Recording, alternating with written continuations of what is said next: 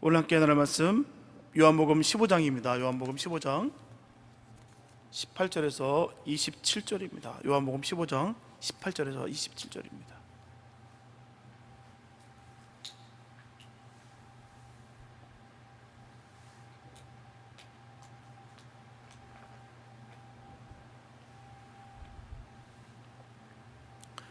요한복음 15장 18절에서 27절 말씀입니다. 주님의 귀한 말씀 함께 봉독하시겠습니다. 합독하시겠습니다. 시작.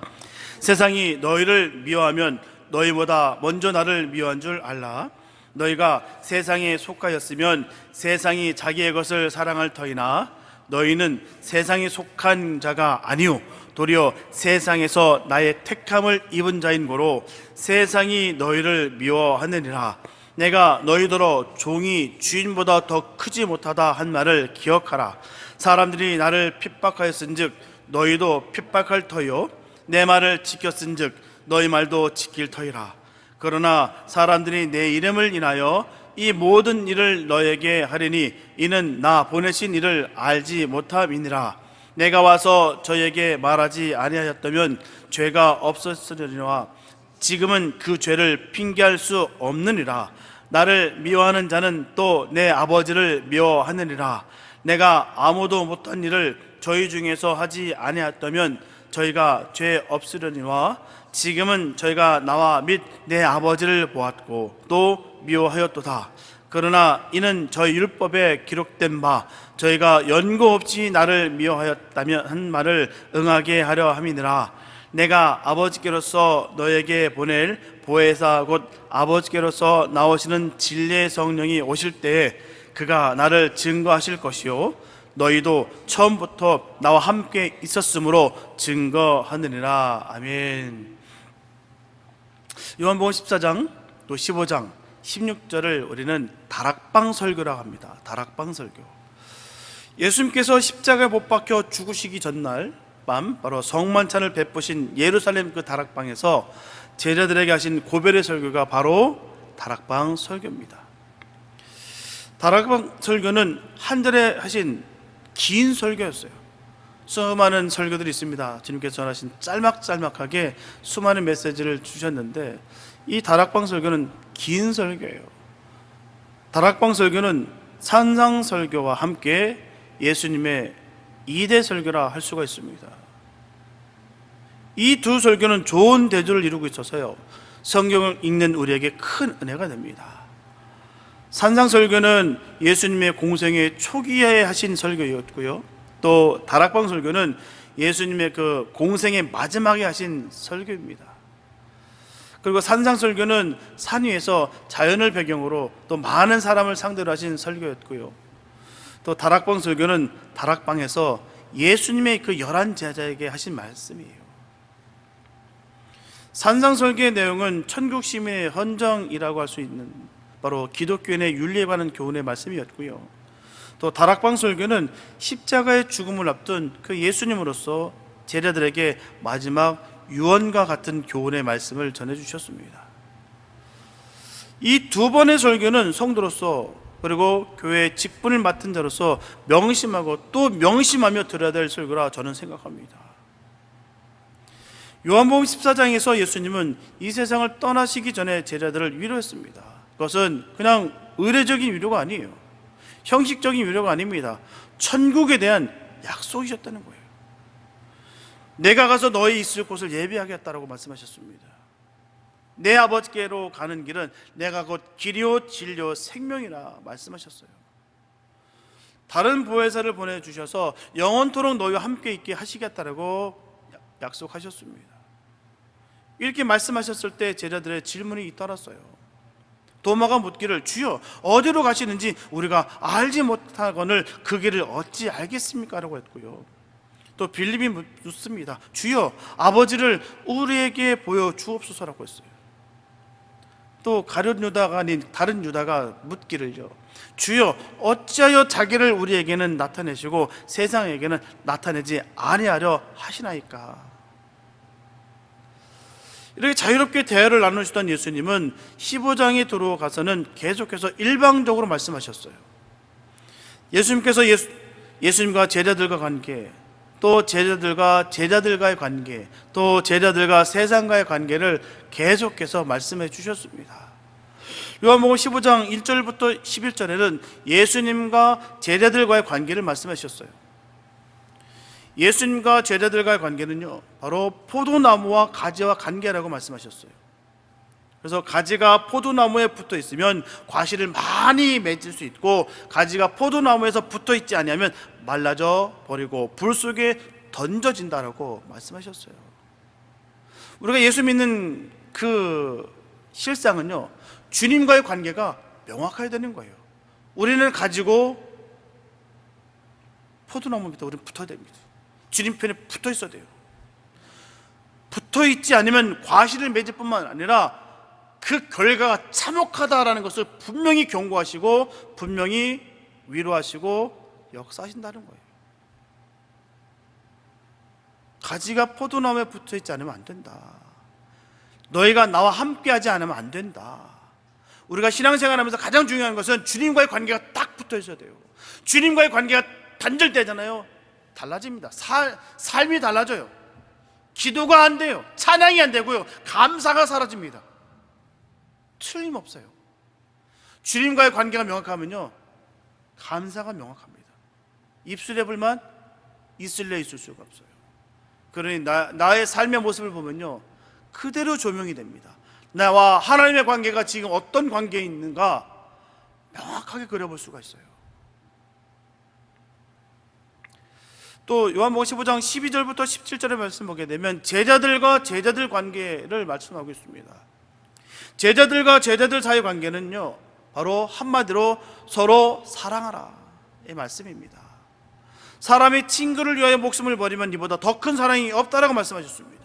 서로 목숨을 버리기까지 사랑하라고 말씀하셨어요. 이게 주님께서 우리에게 주신 명령입니다. 서로가 서로를 사랑하라. 이게 주님의 말씀이에요. 가끔씩 싸워도 되고 치고받고 전쟁을 벌여, 이런 말 없습니다. 서로 목숨을 버리기까지 사랑하라. 이게 주님의 말씀입니다. 세 번째로 오늘 우리가 생각하고자 하는 본문인 15장 18절에서 20절에 제자들과 세상과의 관계를 말씀하셨어요. 제자들과 세상과의 관계는 세상이 제자들을 미워하겠다라고 말씀하셨습니다. 세상이 제자들을 미워하는 이유는 바로 세상이 먼저 예수를 미워하기 때문이다라고 분명히 말씀하셨습니다. 이처럼 예수님과 세상과의 관계는 근본적으로 적대 관계예요. 계시록 12장 8절과 9절에 보게 되면 하늘에 전쟁이 있었다고 분명히 기록되어 있습니다. 하나님을 호위하는 미가엘과 그의 사자들과 용과의 싸움이었어요. 용이 미가엘을 이기지 못함으로 말미암아 하늘에서 있을 곳을 찾지 못하고 그만 세상으로 내어 쫓김을 당합니다. 이 용은 옛뱀 곧 마귀라고 하는 사단을 가리키고 있어요. 사단이 세상으로 내어 쫓김으로 말미암아 세상은 사단의 세상이 되었습니다. 예수님은 사단이 판을 치는 세상에 오셨습니다. 이유가 명확하죠. 예수님 세상에 오신 이유는 자기 백성을 찾아 구원하시기 위함이었다는 거예요. 저와 여러분들을 구원하시기 위해서 이 땅에 오신 것입니다. 안 하셔도 되는데 하늘 보좌를 버리시고 이 세상에 오셨다는 것이죠. 저와 여러분들을 구원하시기 위해서입니다. 우리가 전쟁 영화를 보면요, 그래요. 참 포탄이 날아다니고 막 여기저기서 막 총알이 날아다 빗발치는 가운데 서로를 싸웁니다. 아군과 적군이 나눠져서. 근데 피치 못하게 아군이 포위되는 순간이 있을 수 있습니다. 그러면요, 그 지휘통지소에서는, 본부에서는 헬리콥터를 띄워요. 그래서 그 적진이 포위하고 있었던 그 아군을 구출하기 위해서 그 적진 깊숙이 들어갑니다. 용악에도 아군이 있는 것을 발견하고요, 착륙하자마자 아군을 태워서 공중에 뜹니다. 그로 날아가요. 그러면 적군은 어떻습니까? 필사적으로 그 헬리콥터를 떨어뜨리기 위해서 포탄을 날리고요, 미사일을 날리고 총알을 날립니다. 그래서 어떻게든 그 헬리콥터를 떨어뜨리고 그 안에 타고 있는 그 군인들을, 그 적군을 어떻게든 죽이기 위해서 그 일을 한다는 것이죠. 헬리콥터는 더 높이 올라갑니다. 아군을 살리기 위해서 말입니다. 전력을 다해서 공중으로 올라가요. 이와 같이 예수님이 우리를 구원하는 작전은 이 헬리콥터 작전과 같다는 거예요. 예수님은 십자가 위에서 못 박혀 죽으셨지만 3일 만에 부활하셔서 승천하셨습니다. 우리가 살 길은요, 예수님 품에 안기는 거예요. 다른 길이 없습니다. 예수님 품에 안기는 것이 사는 길이에요. 그래서 우리는 소속을 예수님의 품으로, 예수님의 부대로 옮겨야 되는 것이죠. 예수님의 지시를 받고 예수님의 명령에 순종하는 거예요. 예수님에게 배우고 하늘나라의 풍속을 따르는 것입니다. 삶의 모습이 바뀌어져야 되는 거예요. 예수를 믿었다면요, 우리는 하나님의 백성이고 천국 시민이기 때문에 세상 기준과 가치에 따라 살아가는 것이 아니라 하나님의 말씀에, 하나님의 윤리와 도덕에, 하나님의 법에 살아가는 것이죠. 우리는 전에 사귀던 친구를 버리고 새로운 친구를 사귀게 됩니다. 전에 다니던 곳에 발걸음을 끊고 하나님의 집으로 오게 되는 거예요. 여기에 싸움이 일어나게 됩니다. 왜 내 친구를 끌어가느냐? 너는 왜 나를 버리고 다른 사람을 따르냐? 나도 좋아하고 그 사람도 좋아할 수 없느냐? 이렇게 수많은 미혹이, 또 때로는 겁박이, 핍박이, 조롱이 따라붙습니다. 옛 구습을 버리려고 하다 보면 이런 것이 당연히 있기 마련이에요. 옛날에 내가 행하던 그 악함들, 죄악된 그곳을 벗어나기 위해서는, 그 관계를 끊기 위해서는 수많은 이런 시험과 환난과 핍박이 따를 수밖에 없다는 것이죠. 이것이 바로 예수님께서 말씀하신 대로 내가 세상에 화평을 주러 온 줄 생각지 말라. 화평이 아니요 검을 주러 왔노라. 내가 온 것은 사람이 그 아비와 딸이, 어미와 며느리가 시어머니와 불화하게 하람이라고 하신 말씀이 바로 이런 말씀이에요. 괜히 싸움하라, 투쟁하라, 격돌하라가 아니라 그 관계를 끊어야, 죄악의 세세를 끊어버려야 된다라는 것을 이렇게 관계를 통해서 우리에게 일러주셨다는 것이죠. 그렇기 때문에 우리는 소속을 분명히 해야 될 줄 믿습니다. 아군에 속하든지 적군에 속하든지 소속을 분명히 하라는 거예요. 이것도 저것도 뜨뜨미져가는 것이 아니라 분명한 소속이 있어야 되는 것이죠. 이를테면 내가 속한 부대에 부대장과 연대장과 군단장과 최고사령관이 누구라는 것을 분명히 알아야 됩니다. 군대 가면요, 제일 먼저 외우게 하는 것이 있어요. 서열입니다. 부대장, 연대장, 참모총장의 이름을 외우게 해요. 연대장, 참모총장의 얼굴은 보지 못해도 이름은 알고 있어야 됩니다. 군인이 만약 검문을 받았을 때 직속 상관의 이름을 대지 못하면 간첩으로 체포됩니다. 우리는 예수님에게 속해야 될 줄 믿습니다. 우리는 예수님의 교회에 속해야 될 줄 믿습니다.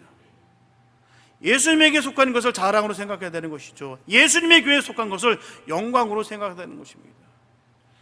그런데 어떤 사람은 예수를 믿느냐라고 물으면 우물쭈물하는 사람이 있어요. 또 어떤 사람은 예수를 믿는다고 하면서 어느 교회에 다니냐고 물으면 우물쭈물하는 사람이 있습니다. 왜일까요? 이단 교회 다니기 때문에 떳떳하게 전하지 못하는 경우도 있습니다. 밝히지 못해요. 이단 교회니까. 남들이 다 이단이라 여깁니다. 기성교회가 다 이단이라 여깁니다. 뭐 이적과 기사가 나타나서 아니에요. 말씀과 위배되기 때문에, 다르기 때문에, 끝이 다르기 때문에 이단인 거예요. 우린 속으면 안 됩니다. 번듯해 보이고 화려해 보이고 뭔가 있는 것 같아서 많이들 속는데 아닙니다. 이단은 이단인 거예요. 그래서 떳떳하지 못하게 전하고 숨어서 다니는 사람들이 있습니다. 또 아니면 교회 생활에 식상함으로 말미암아 다니지 않는 경우도 있어요. 아, 교회 저 사람 때문에 안 다녀. 저 사람 때문에가 당한 생각하면 아우 지금도 부들부들 떨려. 그러면서 교회를 안 다닙니다. 예수 믿는다고 하면서도 불구하고 교회를 버렸어요. 자기 멋대로 말입니다. 그래서 떳떳하게 전하지 못하는 경우도 있고요. 그리고 교인인 것을 알리면 불편한 일이 생길 것을 우려해서 밝히지 못하는 경우들도 있습니다. 그렇게 해서는 안 되죠. 우리는 우리가 예수님에게 속했기 때문에 세상으로부터 미움을 받을 것을 각오해야 되는 것입니다. 불편함을 우리는 감수해야 되는 거예요. 당연히 누릴 권리를 누리지 못하게 될 수 있습니다. 정다운 친구들로부터 따돌림을 당하는 것도 있어요. 직장에서 억울한 말을 듣게도 됩니다. 믿지 않는 가족들로부터 냉대를 받게도 됩니다. 아들이 아버지로부터 버림을 당하고 며느리가 시어머니로부터 핍박을 받게 됩니다. 집안 식구가 원수같이 될 수 있어요. 예수님께서 말씀하시기를 종이 주인보다 크지 못한다는 말을 기억하라. 사람들이 나를 핍박하였은즉 너희도 핍박할 것이요 사람들이 내 말을 지켰은즉 너희 말도 지킬 것이라. 우리는 예수님의 종입니다. 예수님의 사람이에요. 주인인 예수님이 미움을 받았으니 종인 우리도 미움을 받을 것은 마땅하다는 것이죠. 예수님이 매를 맞았으니 우리도 매 맞을 것은 당연히 여겨야 되는 것입니다. 예수님이 멸시를 당했으니 우리도 멸시당할 것은 너무나도 당연합니다. 그러나 두려울 것이 없어요. 이것이 정상입니다. 우리가 세상으로부터 미움을 받는 이유가 있다면 우리가 예수님에게 속했기 때문이에요. 그냥 예수 믿는 것 때문에 미움을 받는 경우가 얼마나 많은지 몰라요. 왜요? 영적인 충돌이겠죠. 괜히 싫어, 괜히 막 미워. 왜 그럴까요? 영적인 충돌이 드러나는 거예요. 뭐 미워하는 짓도 그닥 한 것도 없는데도 불구하고 그냥 저 인간이 미워. 그냥 그들이 우리를 미워하는 것은 우리보다 먼저 예수를 미워하기 때문입니다. 예수님 때문에 미움을 받는 것은 자랑이요 영광이에요. 예수님 때문에 세상으로부터 미움을 받으면 받을수록 예수님으로부터 더 큰 사랑을 받을 것을 꼭 믿으시기 바랍니다. 주님 편에 서면 설수록 핍박과 고난이 있을진데 그 고난을 견디고 이김으로 말미암아 더 큰 주의 영광과 은혜와 평안이 복이 임하게 되는 거예요. 이 영적인 아름다운 체험이 있게 되시길 축복합니다. 아무것도 바뀐 것이 없는데 주님이 나한테 그 평안함을 주시는 거예요. 그럴 때 얼마나 기쁜지 모릅니다. 그게 진정 주님께서 주신 참된 복이에요. 예수님께서 말씀하신 대로 나를 핍박하였은즉 너희도 핍박할 것이요 내 말을 지켰은즉 너희 말도 지킬 터이라는 말을 꼭 잊지 마시기 바랍니다. 예수님을 핍박하는 사람이 있었던 반면에 예수님의 말을 따라 지키는 사람도 있었습니다. 그와 같이 우리를 핍박하는 사람이 있는 반면에 우리 말을 지켜 행하는 사람도 있다는 것을 꼭 기억하시기 바랍니다. 우리 함께하는 동역자들이 있어요. 주 안에서 서로 협력하고 위로하고요. 또한 전혀 예수를 믿지 않던 그런 불신자였던 그가 예수를 전했는데 예수를 믿고 잘 믿는 그 모습을 보면 얼마나 기쁜지 몰라요. 그것도 순수하게 말이에요. 그게 참으로 우리에게 영광과 은혜가 아닐 수가 없다는 것이죠. 그럼 세상이 왜 예수님을 미워하는가를 우리 살펴보시기 바랍니다. 예수님께서 말씀하시기를 세상이 나를 미워하는 데는 두 가지 이유가 있다고 말씀하셨어요. 첫째 이유는 내가 와서 저에게 말하지 아니었다면 죄가 없으려니와 지금은 그 죄를 핑계할 수 없느니라 했었어요. 다시 말씀드리면 예수님께서 이 세상에 오셔서 말씀하심으로 말미암아 세상이 정죄를 받았기 때문이라는 거예요. 유대인들은 사람이 사람을 죽여야 살인죄를 지었다라고 그렇게 배웠고 가르칩니다. 그렇게 믿고 따랐어요. 하지만 예수님은 말씀하십니다. 형제를 대하여 나가라는 자, 즉 형제를 미워하는 자는 다 살인자라 하셨어요. 그러니까 살인죄를 짓지 아니한 사람은 한 사람도 없게 됐다는 거예요. 바리새인들과 서기관들이 간음하다 잡힌 여자를 데리고 와서 돌로 치려 했을 때 예수님께서 말씀하시기를 너희 중에 죄 없는 자가 먼저 돌로 치라고 말씀하셨어요. 모인 사람들 중에 죄 없다고 할 사람은 한 사람도 없었습니다. 바리새인들과 서기관들이 장로의 유전을 지키느라고 손을 씻지 않고 음식을 먹는 것을 문제 삼았어요. 그때 예수님께서 말씀하십니다. 밖에서 들어가는 것은 사람을 더럽게 하지 아니하느니라 사람에게서 나오는 그것이 사람을 더럽게 하나니 곧 음란과 살인과 도적질과 간음과 탐욕과 악독과 속임과 음탕과 흘기는 눈과 회방과 교만과 광패니라 라고 말씀하셨어요. 이런 것으로 더럽혀지지 않은 사람은 한 사람도 없었습니다. 예수님께서 말씀한 대로 세상은 정죄를 받았어요. 정죄를 받자 세상은 예수님을 미워했습니다. 지금도요, 죄에 대해 설교하면 싫어합니다. 별로 인기가 없어요. 듣기 싫어합니다. 듣기 좋은 소리를 듣기 원해요. 편하고 부드러운 것, 긍정적인 것, 잘 사는 것, 이 땅에서 성공하는 것부터 시작해서 그런 것 듣기 좋아합니다. 특히 영적 바리새인들이 그렇습니다. 자신이 최고라고 생각했기 때문에 자기 자신이 최고라고 여겼던 것을 무너뜨리는 것에서 극혐합니다. 나는 지금까지 우월한데 죄인이라고 얘기하니 듣기 싫은 거예요.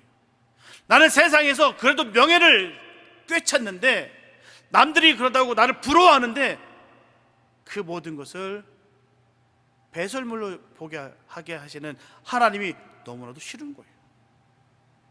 난 너무너무 애썼는데 그것을 별로 자랑거리가 되지 않게 만드는 것이 싫은 거예요.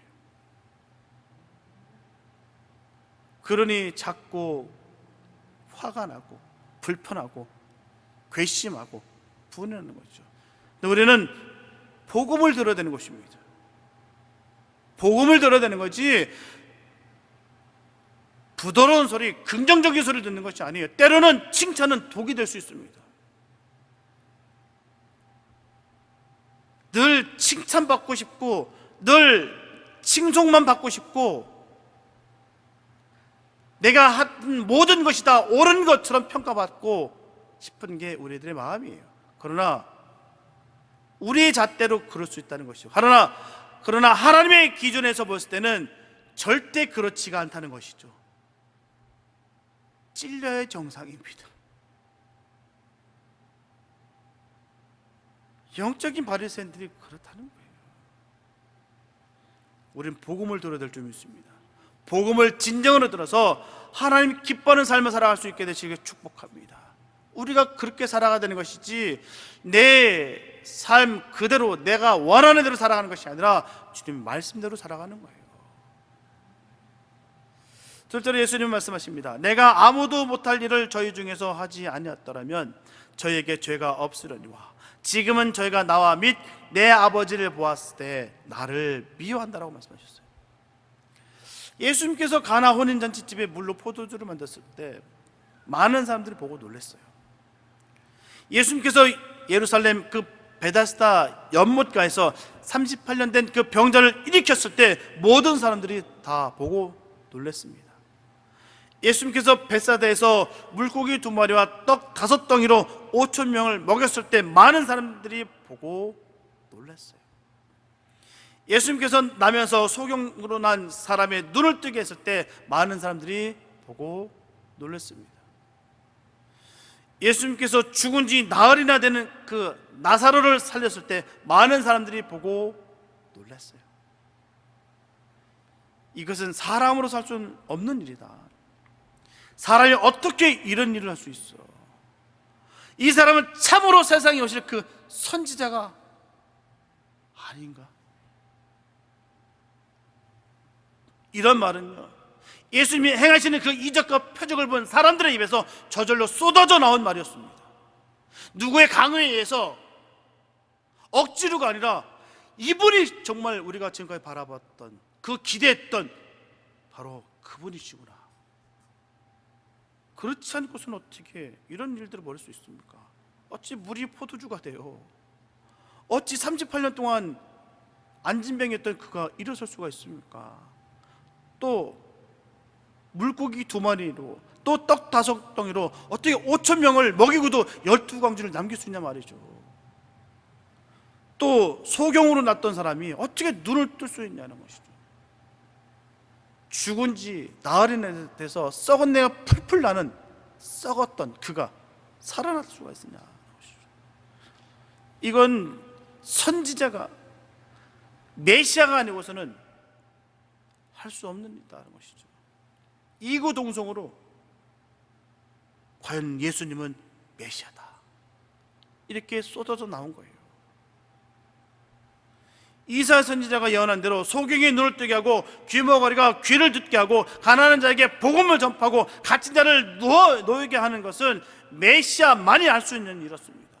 그들이 그토록 기다렸던, 늘 성경을 보면서 딸딸딸딸 외워가면서 기다렸던 그 메시아가 맞다는 것이죠. 하나도 비껴나는 것이 없어요. 유대인들은요, 소경의 눈이 띄고 귀머거리의 귀가 열리고 귀신이 쫓겨나고 가난한 자에게 복음이 전파되고 갇힌 자가 노임을 받는 것을 다 봤습니다. 그들 자신의 입으로 이것은 모세가 예언한 그 선지자가 아닌가, 그 메시아가 아닌가 하고 감탄을 마주하지 않을 수 없었던 것입니다. 그러면서도 예수님이 메시아인 것을 부인했어요. 명백한 증거가 있는데도 불구하고 부인했습니다. 이것이 연고 없이 미워하는 거예요. 예수님께서 연고 없이 미워함을 당할 것을 일찍이 다윗이 시편 69편 4절에 예언했습니다. 내가 부르짖음으로 피곤하여 내 목이 마르며 내 하나님을 바람으로 내 눈이 쇠하였나이다. 이유가 있으면 결과를 인정해야 됩니다. 이유는 인정하면서도 불구하고 결과를 인정하지 않는 것은 죄가 되는 거예요. 내가 하나님을 믿는다고 하면서도 불구하고 내가 주님 주신 말씀을 내가 믿지 않는다고 한다면 그게 죄가 되는 거예요. 믿는다고 하면서 살아계신 하나님을 믿는다고 하면서도 불구하고 그 살아계신 하나님께서 우리에게 주신 말씀을 믿지 않는 것이 죄가 되는 거예요. 지식으로만 그냥 멈춰서 있는 것은 죄가 되는 거예요. 왜요? 믿는 것이 아닙니다. 아는 것은 믿는 것이 아니에요. 인정하지 않는 게 죄예요. 예수님이 행하시는 이적과 표적을 보면서 이 사람이 메시아가 아닌가 하는 생각까지 하면서도 불구하고 예수를 메시아로 인정하지 않는 것은 죄가 됐다는 것이죠. 명백히 그것을 다 봤는데도 불구하고 죄를 지적해 주면 회개되는 것입니다. 죄를 지적해 줄 때 죄는 회개하지 않냐고 죄를 지적해 주는 사람을 미워하는 것은 죄가 되는 거예요. 사람이 행할 수 없는 능력을 행하는 사람은 하나님이 보낸 사람으로 인정을 해야 됩니다. 사람이 행할 수 없는 능력을 행하는 것을 보고도 그 사람을 하나님이 보낸 사람으로 인정하지 않는 것은 죄가 된다는 것이죠. 그것이 바로 연고 없이 미워하는 거예요. 예수님은 이 두 가지 이유로 세상 사람들로부터 미움을 받았어요. 저분들도 예수님이 당한 것 같은 이유로 세상 사람들로부터 미움을 당한 일이 없으신가요? 그들이 우리를 미워하는 것은 우리보다 먼저 예수님을 미워하기 때문입니다. 예수님으로 인해 미움받는 것을 영광으로 여기시고 자랑으로 여기시기 바랍니다. 예수님을 미워한 미움이 어떤 결과를 초래했을까요? 유대인들은 예수님을 배척했어요. 책 잡을 것을 찾기서 졸졸 따라다녔습니다. 논쟁을 벌였어요. 귀신 들렸다 비방했습니다. 신성을 범했다라고 정죄했어요. 율법을 어겼다라고 비난했습니다. 불법으로 체포합니다. 불법 재판을 했어요. 사형 선고를 내립니다. 법 없는 사람들의 손에 넘겨줘서 십자가에 못 박아 죽였어요. 이처럼 미워하는 것이 곧 살인죄라고 하신 예수님의 말씀 그대로 됐습니다. 감정이 상하면 진실을 왜곡하게 된다는 거예요. 좀처럼 믿으려 하지 않습니다. 부정해버려요. 결국 진리와 진실은 중요치 않고요, 자신의 기분과 감정만 중요한 것을 여긴다는 거예요. 눈과 귀가 가려지면 절대로 깨닫지 못해요. 주님이 그래서 그 악한 것, 죄악된 것, 그 악성, 독성, 죄성을 다 갖다 버려라 라고 말씀하신 이유가 거기 있는 거예요. 마음으로도 이미 살인을 했다라고 여겨주신 것, 말씀해 주신 것은 바로 그 의미인 것입니다. 내 안에 그것들이 쌓이게 되면 그냥 나는 살인하게 돼 있다는 거예요. 사람이요, 그냥 주먹질 나가지 않습니다. 사람이 화가 나도요, 사람이 주먹 안 나가요. 근데 그것을 내가 참으로 인해서 그 앵거가 늘 차곡차곡 쌓인 사람들은요, 주먹이 나가요. 화내고 그걸 분내고 멈추는 것이 아니라 주먹이 날아갑니다. 왜요? 내 안에 독성이 가득하기 때문에 그렇게 되는 것이요. 내가 죄를 짓기 때문에 그렇게 되는 거예요. 그래서 주님은 그토록 애원하시고 우리에게 말씀하시는 거예요. 절대로 마음에 품지 말아라. 버려라 하신 말씀이 바로 여기 있는 거예요. 예수가 분명히 그 메시아인 것을 그들은 명백히 압니다. 증거가 있잖아요. 어떻게 눈먼 자가 눈을 뜰 수 있으며 말 못하는 자가 말을 할 수 있으며 귀 막힌 자가 귀가 뚫어지며 어떻게 앉은 병이가 일어설 수 있고 그 수많은 기적과이죠. 죽은 자를 살리신 그 역사를 다 봤는데도 불구하고 부인할 수 있냐는 것이죠. 부인하는 게 기적 아니겠습니까? 안 믿는 게 기적이에요, 사실은요. 이분이 분명히 우리가 지금까지 기다렸던 그분이 맞다라는 것은 다 아는 일입니다. 그런데도 불구하고 그 안에 미움이 쌓이고 독이 가득하다 보니까 예수가 죽어 마땅한 존재라고밖에는 여기지 않았다는 것이죠.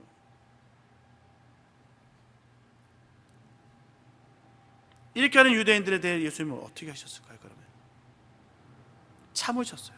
용서하셨습니다. 하나님에게 저희들의 죄를 용서해달라고 비르셨어요. 이와 같은 연고 없이 미움을 받아 십자가에 못 박혀 죽으시게 될 예수님은 나를 증거하실 리가 둘이 있다라고 말씀하셨습니다. 예수님께서 연고 없이 미움을 받아 십자가에 못 박혀 죽은 것을 증거하는 사람이 있어야 됩니다. 예수님께서 연고 없이 미움을 받아 십자가에 못 박혀 죽은 것을 증거하는 사람이 없으면 예수님은 정말로 미움을 받을 일을 해서 십자가에서 못 박혀 죽은 것으로 인정하게 되는 거예요.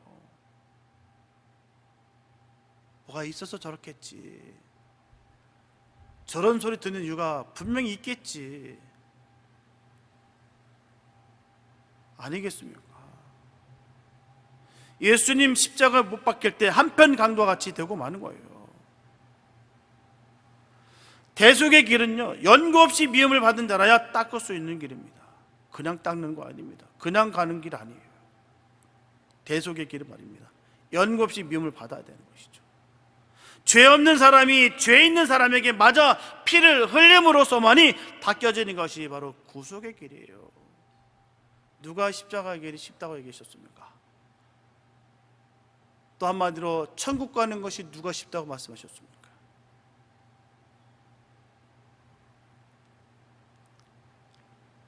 죄 없는 사람이 죄 있는 사람에게 맞아서 피를 철철 흘림으로 억울하고 분통 터지고 속상한 일이 수만 가지 억만 가지 있는데 불구하고 툭툭 털면서 그 길 닦아서 가는 길이, 그게 구속의 길, 그게 십자가 길이에요. 그냥 가는 길 아닙니다. 누가 그렇게 쉽게 얘기했는지 모르겠어요.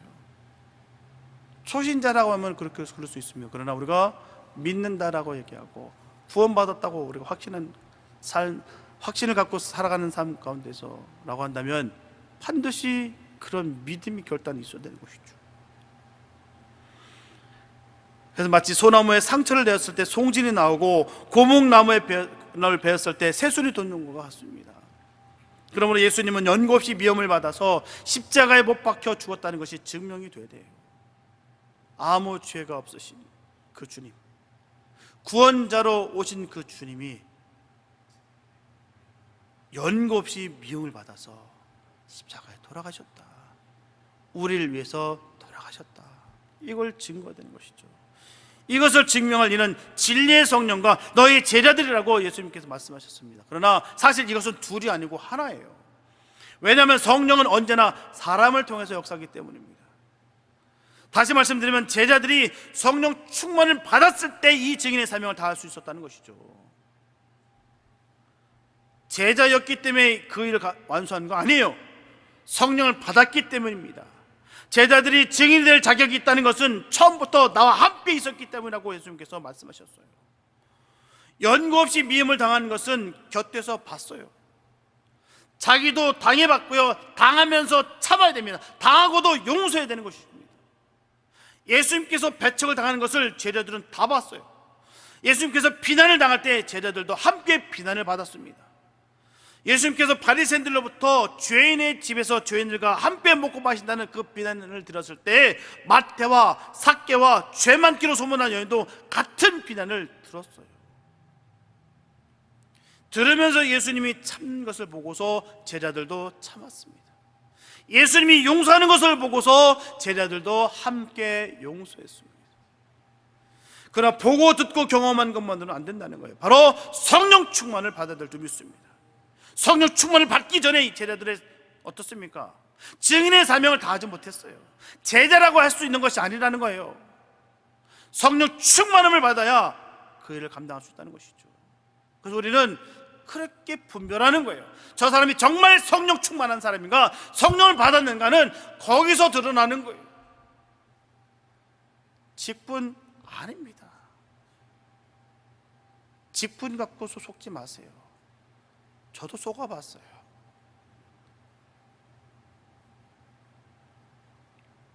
목사라고 해서 다가 아니더라고요. 직분 아닙니다. 성령 받아야 돼요. 성령 충만해야 되는 것입니다. 거기서 드러나는 거예요. 내가 기도를 많이 했다, 내가 영적인 체험이 많다, 아니에요. 성령 받은 것과 체험은 다릅니다. 그들은 성령 충만 받기 전에는 십자가 밑에서 무서워 도망쳤어요. 그들이 본 게 없습니까? 예수를 만나지 못했습니까? 수만 가지 경험과 우리의 성경이 기록되지 못한 그것까지 엄청난 일들이 많이 경험했을 거예요. 경험으로 따지면 제자들 만한 사람이 있겠습니까? 경험으로 되는 거 아니에요. 다 도망쳤어요. 그들은 바리새인들 앞에서 말도 한마디 제대로 못하고 도망쳤어요. 그러나 오순절 성령 충만을 받은 후에는 어떻습니까? 제자들이 완전히 달라집니다. 너희는 의인을 죽인 살인자다, 너희는 하나님의 아들을 재판한 불법자다, 너희는 법 없는 자의 손을 빌어서 예수를 십자가에 못 박은 비겁자다. 생명을 걸고 전했어요. 왜요? 생명보다 귀한 것을 주셨기 때문에, 영원한 생명을 받았기 때문에 못하는 말이 없었어요. 거침없이 쏟아냈습니다. 놀란 일은 제자들이 겁없이 쏟아냈다는 것보다도 그 말을 들은 백성들이 거꾸로져 회개했다는 거예요. 베드로의 설교를 듣고서 회개하고 세례를 받은 사람이 그날 3,000명이 넘었다라고 분명히 성경은 전하고 있습니다. 오늘 우리 시대의 증인이 누구겠습니까? 예수 그리스도의 십자가 죽음은 연고 없이 죄인들의 미움을 사서 죽은 죽음이라는 것을 증거할 사람이 누구나 하는 것이죠. 그런 사람이 없으면 구속의 도리는 또다시 무의미한 것으로 퇴적되고 말 거예요.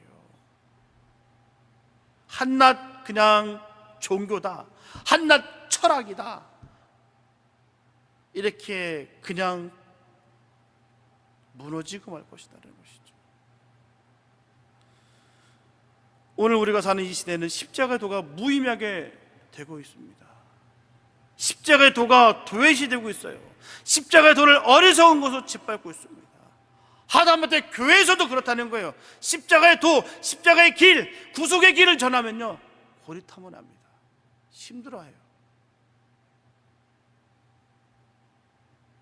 우리는 우리 자신과 우리 자손들의 구원을 위해서 우리가 앞장서서 그리스도의 증인이 되어야 될 줄 믿습니다. 이 시대를 향해서 그리스도의 증인이 되어야 되는 거예요. 증인이 되려면 어떻겠습니까? 바로 십자가의 도를 전한다고 핍박을 받아야 됩니다. 왜 이렇게 불편한 말을 하느냐? 성공하고 긍정의 심을 전해야지 왜 자꾸 죄를 얘기하고 거듭나야 된다, 중생해야 된다, 옛 구습을 벗어버려야 된다, 내가 죽어야 된다 라고 왜 그런 말을 하느냐라는 것이죠. 예수와 함께 미움을 받아야 된다, 복음을 증거하다 보면 그 수많은 그 오물을 뒤집어 써야 된다, 왜 그런 말을 하냐? 성공해서 보란듯이 그들을 짓밟아야지. 세상에 나가서 보란듯이 성공해서 그들을 눌러야지. 왜 자꾸 죄를 얘기하느냐, 십자가를 얘기하느냐. 수만 가지 연구 없이 미움을 당할 때가 있다는 것이죠. 예수님과 같이 고난을 받으면 예수님과 같이 영광을 받고요, 예수님과 같이 죽으면 예수님과 같이 부활한다는 것을 꼭 믿으시기 바랍니다. 연구 없이 미움을 받아 십자가에 못 박혀 죽으신 예수 그리스도를 증거하는 복 있는 성도들 되시기 바랍니다. 그냥 생활하는 건 종교인들은 수만 가지 널려 있습니다. 종교인들이 얼마나 많은지 몰라요. 예수님으로부터 사랑을 받고 세상 사람들로부터 미움받는 성도들 되시기 바랍니다. 그 주님은 살아셨다, 그 주님이 우리를 살리셨다, 이 복음 전하시기 바랍니다. 사랑하는 성도 여러분, 우리는 미움당하는 일에 익숙해져야 돼요. 미움을 무감각하게 당하라는 말이 아니에요. 누구를 미워하라는 말도 아닙니다. 우리가 세상 사람들에게 할 일은 바로 오직 사랑뿐이에요. 용서하고 사랑하는 거예요. 때때로 사랑이 미움으로 돌아오기도 합니다. 호의를 베풀었는데 역으로다가 공격해 들어옵니다. 핍박하고 조롱해요. 음해하고 공격합니다. 그런 일이 얼마나 많이 많아요. 바로 그 미움에 우리는 흥분하거나 분노하거나 낙심하지 말아야 될 줄 믿습니다. 참아야 돼요. 견뎌야 됩니다. 나가서 복수가 아닌 사랑으로 갚아야 될 줄 믿습니다. 마음의 아픔 중에라도 하나님께 영광을 돌려야 될 줄 믿습니다. 미움을 받을지라도 하나님 아시면 돼요. 다른 거 없습니다. 주님이 아시면 됩니다. 그게 진정한 믿음의 사람들이에요. 우리가 그 조롱을 받으며 핍박을 받으며 음해를 당한다 할지라도 입을 딱 다물 수 있는 이유는요, 주님이 아시기 때문에, 주님이 아시면 되기 때문에 되는 거예요. 하나님 반드시 해결해 주십니다. 반드시 신원해 주신다는 거예요. 그러니 우리는 변함없이 사랑만 하시기 바랍니다. 사랑으로 미움을 이기시기 바랍니다. 그것이 내 영혼을 치료하는 길이고요, 승리하는 길이고요, 상대를 이기는 길이에요. 주님도 그 방법으로 이기셨어요. 우리도 그렇게 살아야 될 줄 믿습니다. 주님이 걸으셨던 그 길을 걸어가야 되고요, 주님이 주신 그 말씀을 생명처럼 지켜야 되는 것이에요. 그러므로 저분들은 예수 그리스도의 마음을 품고 예수님처럼 십자가에 죽기까지 하나님의 뜻에 순종하며 사는 진정한 그리스도, 예수님에게 속한 성도들이 되시기를 예수님의 이름으로 축원합니다. 기도합니다. 사랑해 주님 감사합니다. 아버지, 하나님의 나라를 위해서 우리가 달려갑니다. 하나님, 하나님의 증인된 삶을 살기 원합니다. 하나님, 우리를 위해서 그 모든 것을 희생하셨고요, 생명을 바쳐서 그 피값으로 말미암아 우리를 건져내 주셨습니다. 우리는 이 사실을 반드시 전해야 됩니다. 세상의 것에 취해서 주님을 부인하고 영적인 바리새인의 삶을 살면서도 불구하고 스스로 자기는 성도라 칭하는 어리석은 사람들의 모습을 보면서 우리도 그렇게 살아갈 것이 아니라 그들로 하여금 미움을 받는다 할지라도 주님을 증거하는 복 있는 삶 되게 하여 주시옵소서. 성령의 충만함을 밟아서 어떤 핍박을 받는다 할지라도 우리가 묵묵히 그 일을 행하는 복 있는 삶 되게 하여 주시옵소서. 그 십자가 길을 주님과 함께 걸어가고 닦아나갈 수 있는 그런 믿음의 종들 되게 축복하여 주시옵소서. 하나님 만나는 그날까지 이 땅 가운데 끝까지 달려가서 하나님 영광 돌리는 우리 모두가 되게 인도하여 주시옵소서. 함께 하실 것을 믿사옵고 우리를 원하신 예수님의 이름이 됐습니다.